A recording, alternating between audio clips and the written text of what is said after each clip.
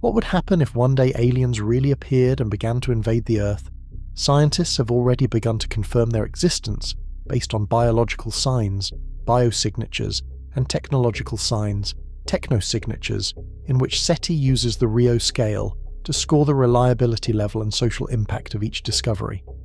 Although current protocols require that any credible signal must be publicly announced and reported to the United Nations, encountering an extraterrestrial civilization still brings heavy questions. What does their message mean?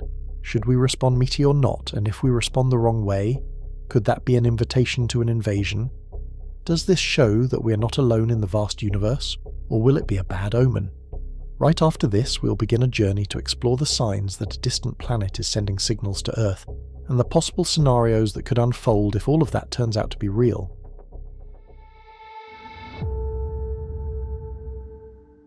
When we talk about discovering life beyond Earth, we are not really speaking about one single event, but about two very different possibilities that sit at opposite ends of a vast spectrum. On Mott's side, there is the quiet scenario somewhere in our solar system, or around a distant star we find traces of simple organisms, microbes, bacterial films, chemical imprints in rock and ice that whisper that chemistry has crossed the threshold into biology at least one more time. For many astronomers, this is the more plausible path. It only requires liquid water time and a stable environment long enough for molecules to learn how to copy themselves. No cities, no radio, no grand messages, just cells clinging to stone in the dark. On the other side lies the louder hypothesis that we do not merely find life, but a civilization. A technological species that builds machines, shapes its planet, and perhaps already interacts with its own sky the way we do with ours. They might be behind us, just beginning to transmit their first radio signals. They might be roughly at our level, wrestling with energy, climate, and communication. Or they might be so far ahead that our entire history looks from their perspective like the faint spark of a match across the galaxy. Both hypotheses are mathematically compatible with what we know. Both are logically possible. And somewhere between their probabilities and our hopes, we are forced to ask a simple but unsettling question. Which kind of discovery are we really ready for? When scientists say they are looking for signs of life, they are not actually searching for little green beings. They are searching for signatures, physical and chemical footprints that life or technology cannot help but leave behind.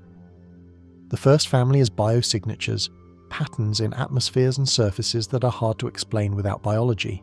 Oxygen that persists in large amounts, methane constantly replenish strange molecules like phosphine or dimethyl sulfide, that on Earth are mostly produced by living organisms. Even a faint bluish glow from plankton-like creatures in an alien ocean could count. But every one of these signals has a catch. Many gases can, in principle, be produced by volcanoes, lightning, or exotic geochemistry. A spectrum with a suspicious bump might be life, or just a planet we do not yet fully understand. The second family is technosignatures, traces not just of metabolism but of machines. Narrowband radio transmissions that look engineered rather than natural. Regular dips in a star's brightness that could hint at megastructures like a Dyson swarm instead of dust clouds. Unusual excess of infrared light, as though a civilization were using enormous amounts of energy and dumping its waste heat into space. These sound dramatic, but here too the universe is sneaky. Pulsars can mimic lighthouses, clumps of dust can masquerade as artificial structures, human interference can pretend to be alien and has done so many times before. So the hardest question in this entire search is disarmingly simple. Does we don't know a natural explanation yet mean this must be artificial, or does it simply mark the border of our current ignorance? Between those two interpretations lies the difference between a cautious anomaly and a headline claiming we are not alone and science by design is obliged to stand on the quieter side until the evidence refuses to let it. Long before anyone seriously spoke about confirming alien life, astronomy had already lived through a series of almost discoveries moments when the data seemed to lean forward and whisper that we might not be alone, then slowly leaned back again. In the mid-1990s, a small Martian meteorite named ALH8 4001 was announced to the world with microscopic structures that looked at first glance like fossilized bacteria. Headlines rushed ahead of the science. For a brief moment it felt as if Mars had been declared a once-living world. But as years passed, alternative explanations emerged: inorganic processes, crystal growth artifacts of shock and heat. The fossils dissolved into a more sober conclusion: interesting puzzling, but not proof. The Viking landers on Mars had their own ghostly chapter. One experiment seemed to show unusual chemical reactions in the soil, reactions some interpreted as metabolism. Yet other instruments failed to find organic molecules in the same samples. Decades later, scientists still debate those results, but no consensus has ever solidified around the word life. The data sits in a kind of limbo, too suggestive to forget, too ambiguous to celebrate. More recently, the pattern repeated with phosphine in the clouds of Venus, and possible biosignature hints on exoplanet K2-18b. Initial analyses suggested chemistry that on Earth is strongly linked to biology. Then came reanalyses, new models, instrument systematics, and the once sharp signal blurred into noise and uncertainty. Each time, maybe life quietly slid back to, we're not sure what this is yet. Even in the realm of technosignatures, the story is similar. The strange dimming of Tabby's star triggered speculation about megastructures only to be largely explained by dust. The famous WOW signal from 1977 remains unexplained, a single lonely spike in the noise that never repeated. It is tempting to read intention into that one moment. But science, staring at a thin record and a silent sky, is forced to admit so far our most intriguing clues live in the narrow space between hope and proof, inhabiting the fragile category we can only call almost discovered. Skepticism in this search is not a lack of imagination. It is a kind of discipline. Most astronomers who spend their lives listening to the sky fully accept that life elsewhere is possible, even likely. But they also know how easily nature can fool us, and how quickly human beings can fool themselves.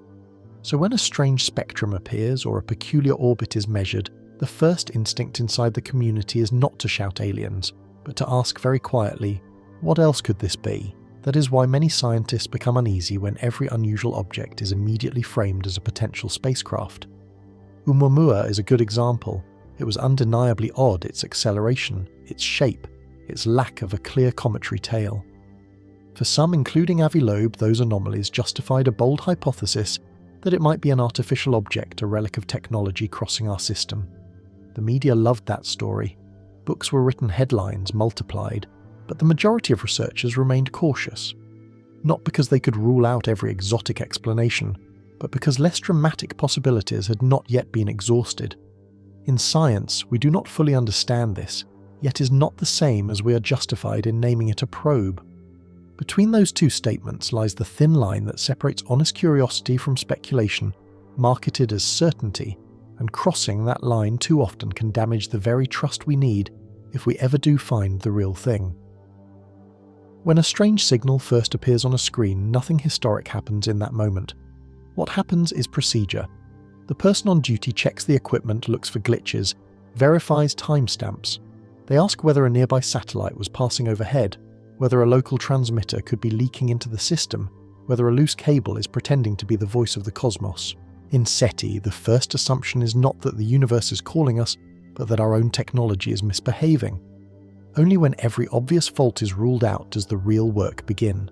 From there, the signal has to survive a series of filters. Observers will try again on another night at another frequency with different instruments.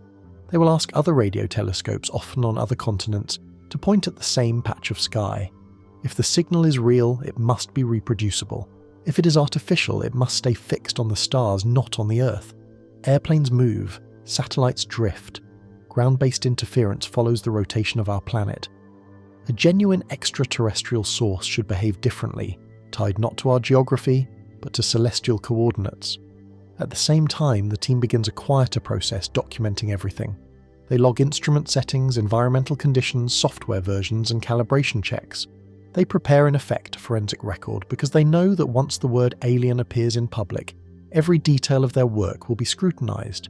This is why there are draft protocols and informal norms about who should be notified in what order and under what conditions. Before a press release, there must be independent confirmation. Before a headline, there must be a consensus that simpler explanations have truly been exhausted. Behind all of this is a simple awareness. A false alarm about intelligent life would not just be an ordinary scientific mistake.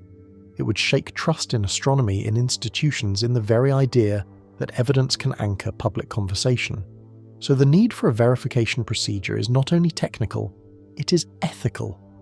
The first duty of the people listening to the sky is to protect the integrity of the moment when we finally do hear something undeniable, To keep all these possibilities from collapsing into confusion, scientists have built something like a ruler for extraordinary claims, the Rio Scale.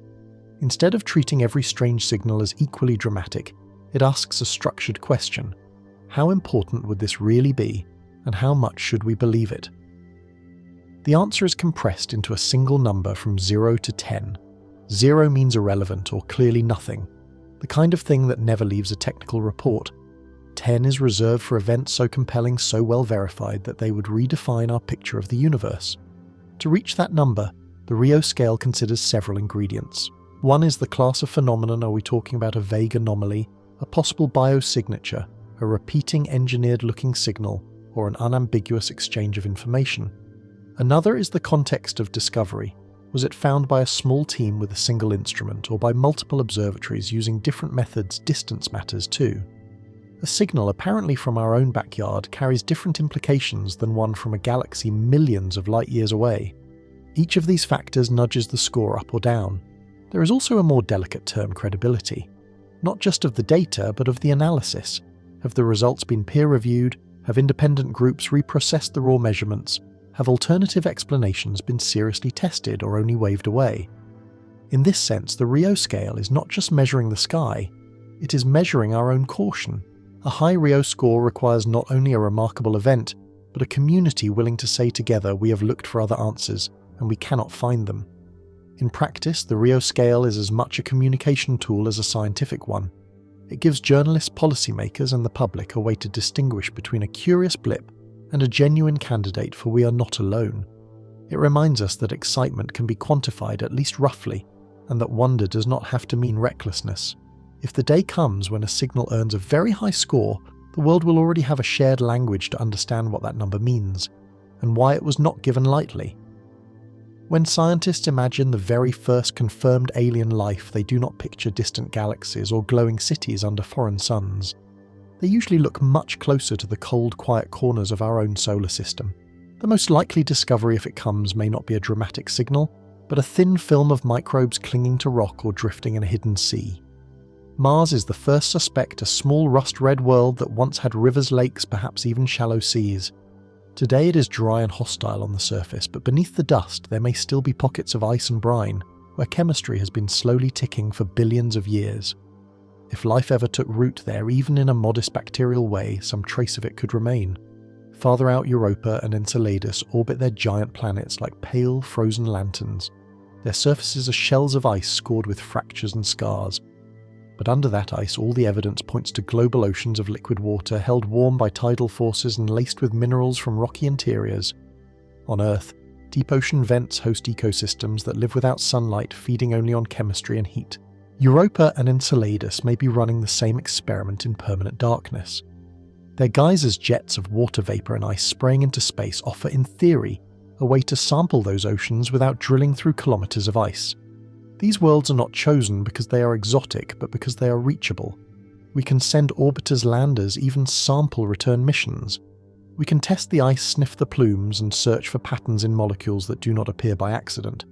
Simple life, if it exists, there asks far less of the universe than a galaxy-spanning civilization. It only asks for water, energy, and time, 3 ingredients that these small, overlooked moons and planets quietly possess. If we were to confirm even the simplest alien microbes in our solar system, the scientific impact would be far larger than their tiny size suggests. The crucial question would not just be what they are, but how they came to be. If we found evidence that Martian bacteria are actually distant cousins of Earth life, perhaps carried by rocks blasted from one planet to the other, then the discovery would still be profound, but it would tell us mainly that life can spread, survive impacts, and endure hostile journeys. Fascinating, yes, but still a single origin story smeared across 2 worlds. The real earthquake would come from proving independence.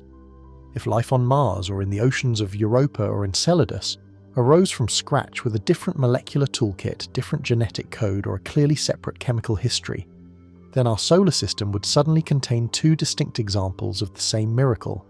2 separate times when non-living chemistry climbed the long staircase into biology. Statistically, that changes everything. If it happened twice in one average star system, it becomes very hard to argue that it almost never happens elsewhere. Yet even in that moment of exhilaration, scientific caution would not disappear. Two examples are better than one, but they are still only two. We would want to know, are these pathways to life common in a wide range of environments, or are we seeing a rare stroke of luck repeated by chance? How sensitive is a biogenesis to initial conditions, to planetary history, to random events? The models would become richer but also more complex. What is almost certain is that biology, chemistry, and planetary science would be transformed. New missions would be launched, new laboratories built entire careers devoted to comparing the tree of life on Earth with a second tree elsewhere. Our textbooks would be rewritten to describe life not as a strange exception, but as a natural outcome under the right conditions. And quietly under all the equations and simulations, a deeper realization would grow. If the universe has found a way to make living matter twice so close to home, it may have been doing so patiently and repeatedly in countless other places we have yet to see. For most people, the day we confirm alien microbes will probably begin like any other. Alarms will ring, coffee will be made, traffic will still be slow. The news will scroll across phone screens and television banners. Life found on Mars or oceans of Europa host microbes, and there will be a ripple of surprise, a moment of wonder, and then the slow return to errands and deadlines. Simple life far away and invisible to the naked eye does not overturn your rent, your family, or your next meal. It rewrites the story in our heads long before it changes the routine in our hands. Religions too may flex rather than break. For many major traditions, the idea that a creator fashioned a vast fertile cosmos is not a threat but almost an expectation. Tiny organisms in a Martian brine pool or an icy European sea can be folded into existing narrative signs of a more abundant creation or of a universe seeded with possibilities. Surveys already hint that believers are not as alarmed by this prospect as some skeptics imagine. The notion that humans are unique in kind, moral, spiritual, reflective, can survive the discovery that elsewhere chemistry has also learned to divide and replicate. Yet the cultural undercurrent would be real. School books would change. Children would grow up knowing that life is not just an earthbound word. Governments would allocate more money to astrobiology, to missions that visit these neighbouring worlds, to instruments that can read their chemistry in finer detail. Art fiction philosophy would quietly shift, because our place in the universe would feel subtly different. We would remain alone in the sense that no other minds had yet spoken to us, but we would no longer be lonely on a sterile stage. Life, even in microbial form, would have been promoted from miracle to pattern. When people imagine first contact, they often picture a ship in the sky, a disk above a city, a shadow over the moon, something sudden and undeniable on the evening news.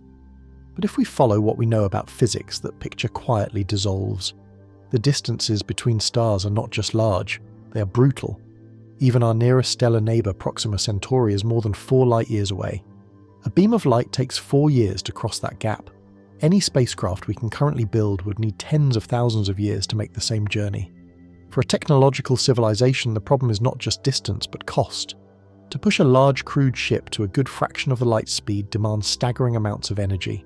Then there are collisions with dust radiation navigation over millennia, and the simple question, why risk fragile biological bodies at all when information and machines can travel so much more cheaply? From a cold engineering perspective, probes make more sense than visitors. Even if the galaxy is full of civilizations, most models suggest they will be separated not just in space, but in time. Some may have risen and fallen long before humans learned to walk upright. Others may not appear until long after our species is gone. To have 2 technological cultures close enough in both distance and era for a starship to be sent from one to the other is not impossible, but it is a very specific alignment of circumstances. There is also the question of motive.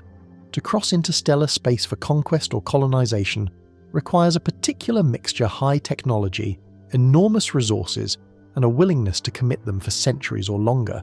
To cross simply out of curiosity requires a patience and stability that few human societies have ever shown, even over a handful of generations. We can project our own stories, outward, explorers, invaders, missionaries, but those projections say more about us than about them. None of this rules out the image of a craft entering our skies someday. Physics does not forbid it, it only discourages it. Taken together, the barriers of distance, energy, timing, and motive suggest that if we ever do encounter something from another civilization in our own solar system, it is far more likely to be a slow, silent machine than a ship full of eyes looking down. If despite all the odds, something truly arrived here, not a distant signal, not a frozen probe, but a functioning craft from another civilization, the consequences would leap far beyond the usual language of important discovery. History gives us a dim, imperfect mirror for such a moment. When seafaring empires met isolated island cultures on Earth, the encounters were rarely equal. One side carried steel guns, germs, and ships. The other carried stories, songs, and a way of life that had never imagined such visitors. Even when there was no deliberate cruelty at first, the imbalance itself did the harm. Old orders collapsed simply because a new, more powerful system had appeared on the horizon. Scaled up to the level of interstellar travel, that asymmetry becomes almost unimaginable. A civilization that can cross the stars has already solved problems of energy engineering and coordination that we are only beginning to understand. Their smallest tools might outclass our greatest machines. If their intentions were predatory or simply indifferent, the story could be very short. They would not need drama or battles in the sky. A few carefully applied technologies' control of orbits, climate communications could rearrange our world with less effort than it takes us to reprogram a satellite. In that sense, the threat is not a fleet of warships, but the existence of a power so far beyond ours that resistance becomes more symbolic than practical. But intention is the part we cannot model. It is equally possible to imagine visitors who have no desire to conquer, who arrive as observers, scientists, or careful guests. In that version, they might offer knowledge rather than weapons, cures for diseases, clean energy insights into physics that end our dependence on fossil fuels, methods of governance that avoid the cycles of collapse we know too well. The danger here is subtler. Even gifts can dissolve cultures. A single piece of technology that removes scarcity or extends life, or makes labour unnecessary, could destabilise economies, religions, and personal identities built around struggle and limitation. We would have to learn very quickly how to remain ourselves in the presence of something vastly more capable. This is why the mere possibility of direct visitation sits at the extreme end of all our scenarios. It is not just another item on a list of outcomes. It is a branching point where almost everything we know about human history, both its tragedies and its hopes, would be compressed into a single question about the motives of strangers and about our own ability to adapt without losing the fragile things that make our world feel like home. For many people, the first reaction to the idea of a detected alien signal is a whisper of suspicion. Would they even tell us films, novels, and conspiracy theories have trained us to expect secret meetings in underground rooms, quiet cover-ups, and a small circle of leaders holding back the truth for our own good? But the real protocols of SETI were written with almost the opposite instinct in mind. They assume that a discovery of this scale does not belong to a government, a company, or a single research group. It belongs in a very real sense to everyone who lives under the same sky. In practice, the chain begins quietly. A team notices a signal that survives the first rounds of verification.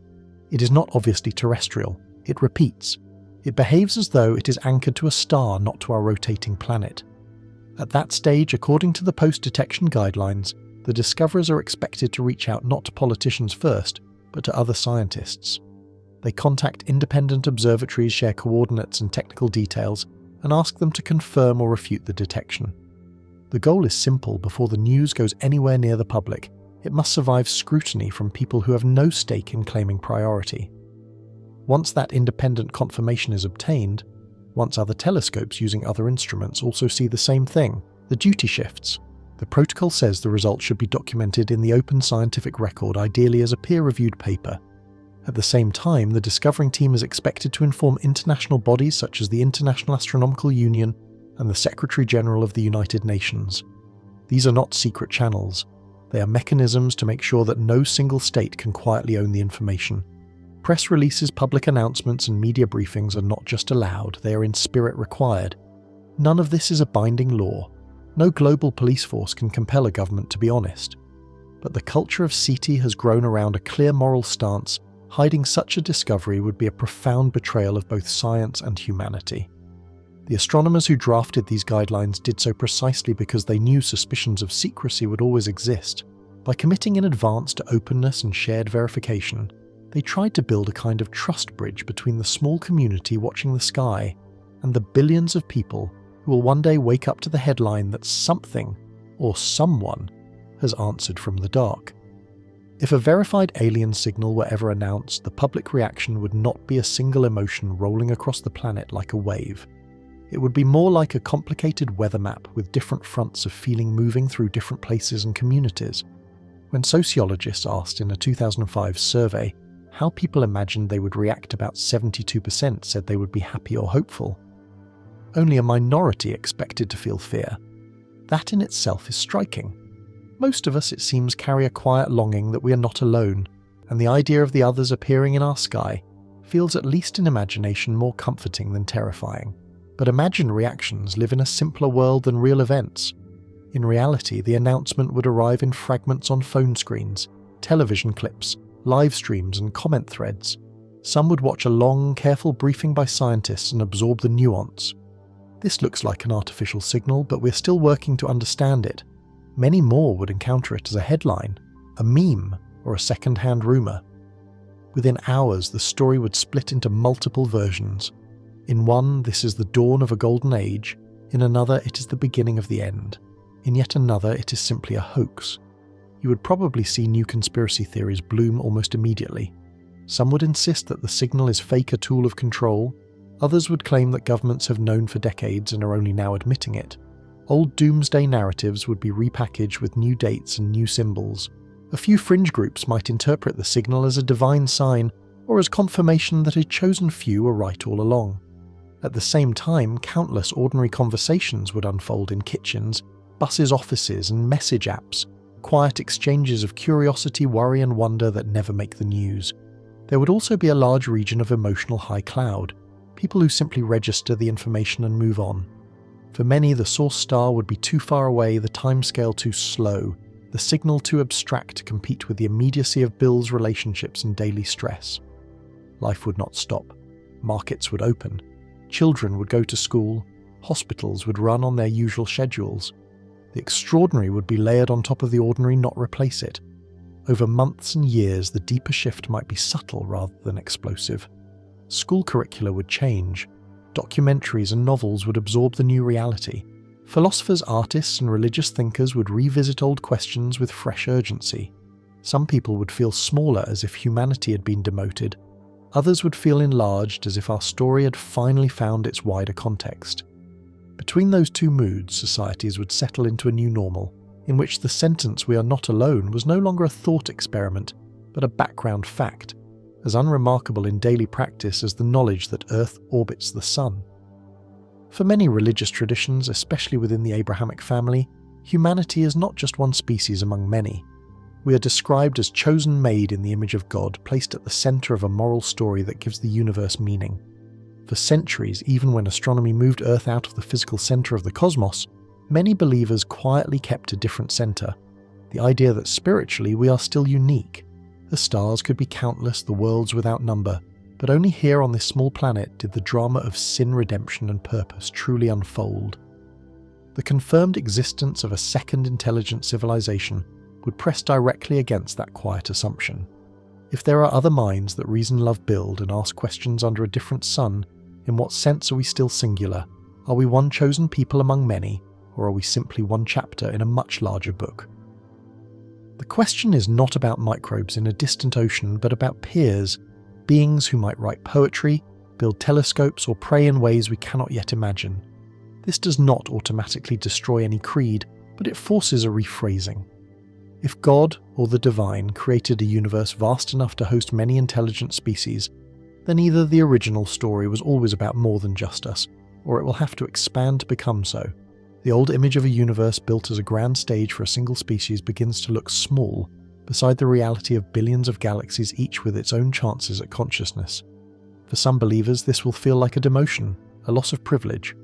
For others, it may feel like an enlargement, the idea that the Creator's concern or the fabric of meaning extends far beyond one fragile blue world, weaving together lives and histories we're only just beginning to suspect exist. Once we imagine another intelligent civilization, the theological questions sharpen into something very specific. What happens to the idea of salvation? In Christian thought, for example, the life, death, and resurrection of Jesus are often framed as a unique, once-for-all event that heals a broken relationship between God and humanity. But if there are other rational beings scattered across the galaxy, the logic becomes more complicated. Did that single event on a small planet in one ordinary galaxy somehow embrace them as well? Or do they have their own parallel stories of redemption, written in languages and histories we cannot yet read? One possibility some theologians have explored is truly cosmic grace, that what happened here is universal in scope, reaching across space-time, in a way that is not limited by distance or species. In that picture, our story is not the only one, but it is still central, a kind of focal point through which a larger pattern of reconciliation flows. Another possibility is almost the opposite, that the divine takes on flesh, or its equivalent many times in many places, entering into each world's history, in a form that its inhabitants can understand. The incarnation becomes not a single local event, but a recurring gesture repeated as often as there are civilizations capable of recognizing it. There is also a more human-centered speculation, perhaps part of our future vocation, if we survive and grow, would be to carry our spiritual traditions outward, becoming missionaries in a literal galactic sense. That thought is both grand and unsettling, because it risks turning other civilizations into audiences for our story, rather than bearers of their own. None of these options can be tested with telescopes. They are attempts to stretch old frameworks across a newly imagined sky.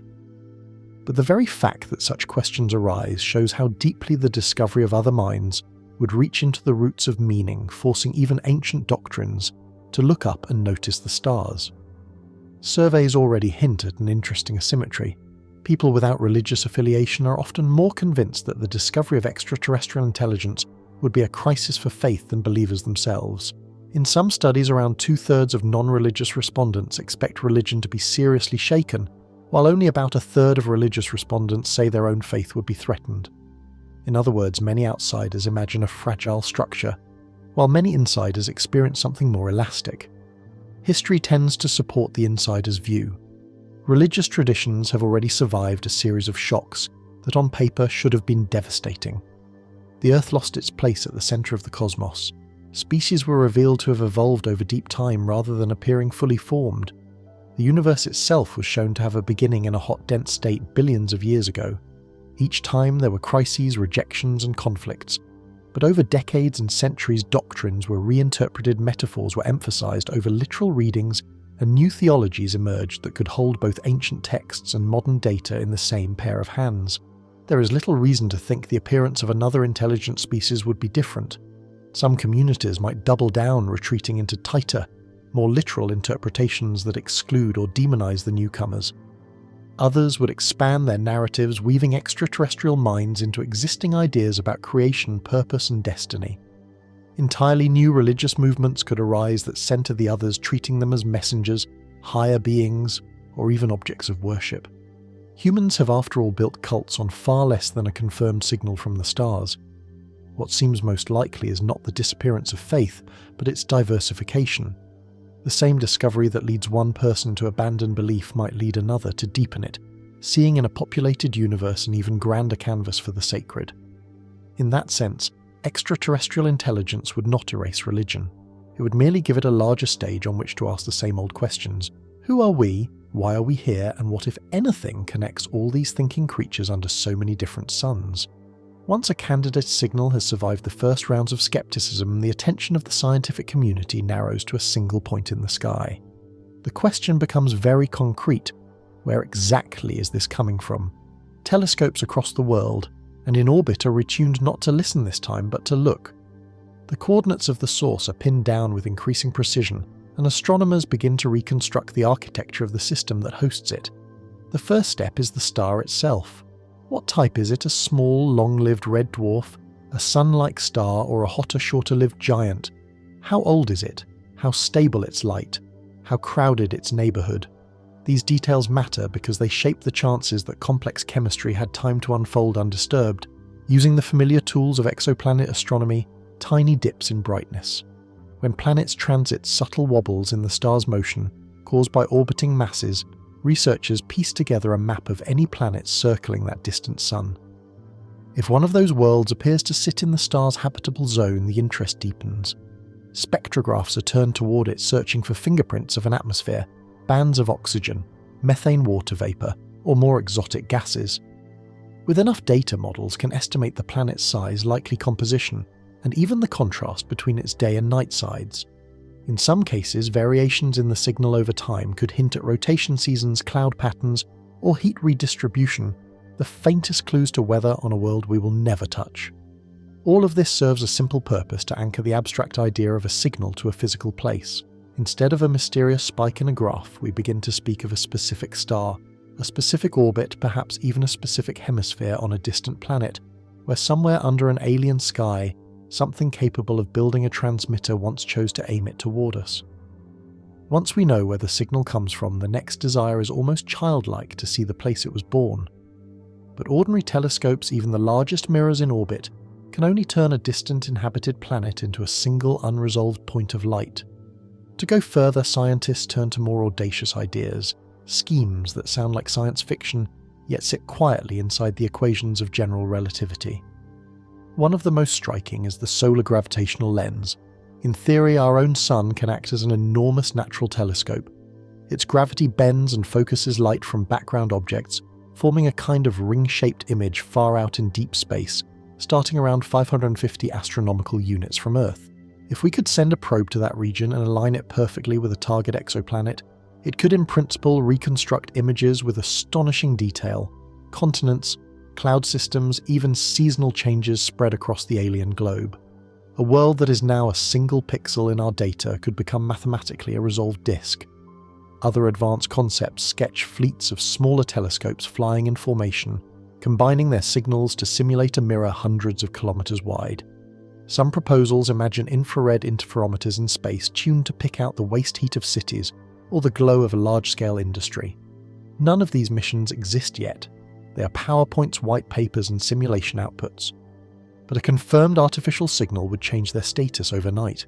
What is now a distant, expensive dream would be reframed as the only way to truly look into the face of the place that called out to us to turn an anonymous coordinate into a landscape, and a landscape into a possible home of minds.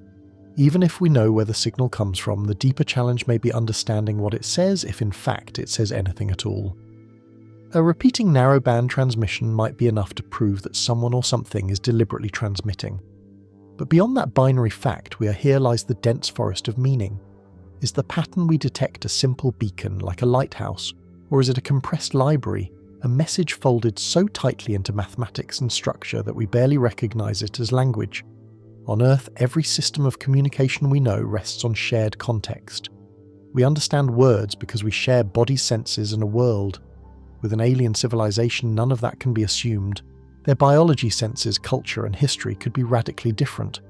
The only common ground we're almost certain of is physics and mathematics, prime numbers, geometry, the spectrum of hydrogen, the logic of simple algorithms. That is why many scientists assume that if there is a message, it might begin with a kind of universal key, a sequence that teaches us how to read what follows, building step by patient step from numbers to diagrams to more complex ideas. Without such a key, we would be left trying to infer structure from raw data. Cryptographers, linguists, and computer scientists would pore over the bit stream looking for regularities, symmetries, redundancies, signatures of compression, or nested patterns that hint at an alphabet. They might build artificial intelligences whose sole task is to test hypotheses about possible grammars and encodings. Years could pass in this effort with false starts, apparent breakthroughs that collapse under further analysis, and long stretches where the signal remains stubbornly opaque. There is a sobering possibility that we must hold alongside our hopes. The first confirmed artificial signal may be unmistakably engineered and yet permanently unreadable, like a locked book, whose cover we can see clearly, but whose language we will never fully share. Even so, the existence of that book would change us. It would be proof that somewhere far away mind has arisen twice in the universe, once here and once there, even if our stories can only meet at the level of a single undeciphered song in the noise. Once we imagine that the signal carries a message, its contents fan out between two poles.